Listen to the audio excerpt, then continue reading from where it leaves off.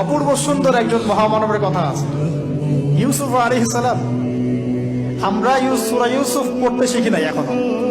আমরা সবাই মনে করি সূরা ইউসুফ মানে হচ্ছে ইউসুফ জুলাইখার প্রেম কাহিনী, আমরা এটাই মনে করি। সূরা ইউসুফকে আল্লাহ পাক সবচেয়ে শ্রেষ্ঠ উপন্যাস বলেছেন, আহসানুল কাসাস। একটু গভীরভাবে পড়ে দেখবেন অর্থগুলো। এটা ইউসুফ জুলাইখার প্রেম কাহিনী নয়, এটা ইউসুফ আলাইহিস সালামের সাথে তার বাবার মহব্বতের কাহিনী। এটা পিতা আর সন্তানের মহব্বতের কাহিনী।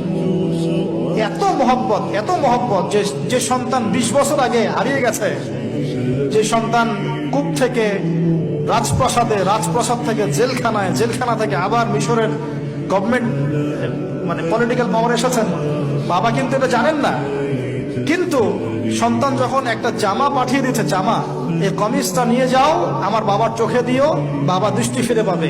ওই কমিজ নিয়ে যখন কিছু মানুষ আসছে তার বাসার সামনে, তিনি বলছেন, ইন্নী লাআজিদু রিহা ইউসুফ, আমি আল্লাহর কসম ইউসুফের গন্ধ পাচ্ছি। এটা মারা বুঝতে পারবেন, সন্তানের গন্ধ পাওয়া যায়। বাবারা বুঝবো, সন্তান মায়েদের আমাদের ছেলে মেয়েদের গন্ধ আমরা বুঝি, এটা আমার ছেলের গন্ধ, এটা মেয়ের গন্ধ। ইউসুফ আলাইহিস সালামের কামিজ আসছে 1200 মাইল দূর থেকে, আরো বেশি বা কম হবে, আর এখানে তার বাবা গন্ধ পাচ্ছেন, মোহাব্বত। এই কথাটা, এই আয়াতটা আসলেই চোখ দিয়ে পানি বের হয়ে যাবে। ইন্নী লাআজিদু রিহা ইউসুফ, আমি ইউসুফের গন্ধ পাচ্ছি। আর মানুষ বলছে, আপনি পাগল হয়ে গেছেন, কতদিন আগে ইউসুফ চলে গেল, আপনি ইউসুফের কথা বলতে বলতে বলতে বলতে চোখ বন্ধ করে ফেললেন কাঁদতে কাঁদতে, এখন বলছেন ইউসুফের গন্ধ পাচ্ছেন। সুবহানাল্লাহ।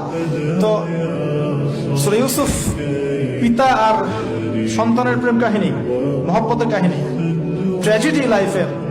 ভাইদের ষড়যন্ত্রে চলে গেলেন কূপে, কূপ থেকে রাজপ্রাসাদে, রাজপ্রাসাদ থেকে জেলখানায়।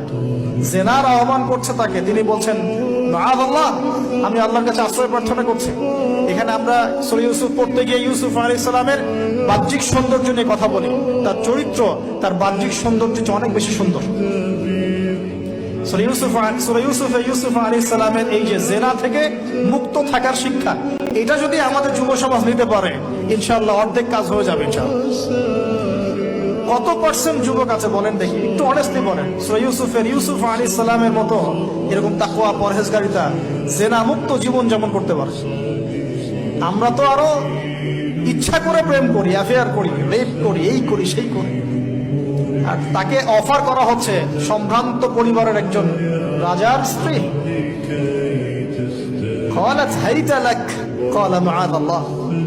তাহলে এই মহামানব জীবন থেকে শিক্ষা আছে। আরেকটা বিষয় আছে, রুইয়াল হক, এখানে সত্য স্বপ্নের কথা আছে। তাই যারা বেশি পরহেজগার হবেন, আপনারা কিন্তু সত্য স্বপ্ন দেখবেন এবং স্বপ্নের সত্যতা ডিনাই করবেন না। শেষ জামানায় মুমিনের স্বপ্ন বেশি বেশি সত্য হবে। যদি সত্য স্বপ্ন দেখেন, ভালো স্বপ্ন দেখেন, প্রিয়জন, কোন প্রিয় মানুষকে বলবেন।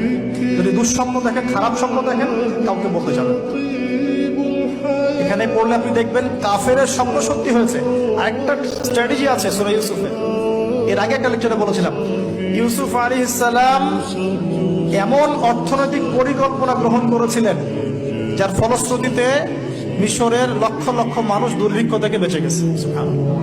তাহলে এখনকার আমাদের পারিবারিক ক্ষেত্রেই হোক, সোশ্যাল বা ওয়ার্ল্ড অ্যাফেয়ার্সই হোক, ওই ইকোনমিক পলিসি যদি লঞ্চ করা যায়, ইনশাআল্লাহ তাআলা দেখবেন জনগণ না খেয়ে মরবে না।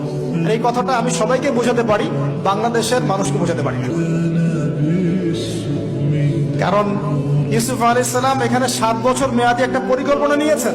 অপচয় করো না, যতটুকুতে কাজ হয়ে যায় এতটুকু ব্যবহার করো, বাকিটা সেভ করো। দুর্ভিক্ষ সামনে আসছে, তখন ইনশাআল্লাহ বেঁচে যাবে তখন। তাহলে সূরা ইউসুফ থেকে আমরা শিখলাম কি? রুইয়াল হক, সত্য স্বপ্ন, ক্যারেক্টার। আমরা শিখলাম এখানে চরিত্র পবিত্র রাখার ব্যাপার, শিখলাম পারিবারিক বাবা সন্তানের মহব্বত। এক্সট্রাঅর্ডিনারি মুসলিম হতে হলে এগুলো দরকার আছে।